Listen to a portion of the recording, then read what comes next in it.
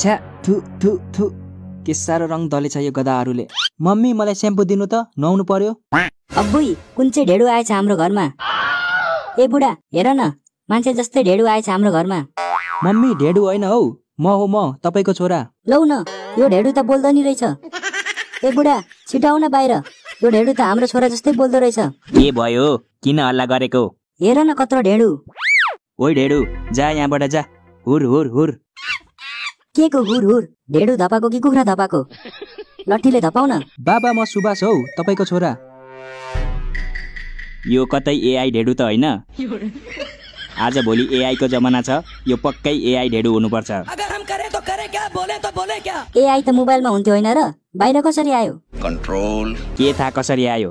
जाउ त chat GPT लाई सोध, बाहिर निस्केको एआई ढेडुलाई भित्र कसरी हाल्ने भनेर।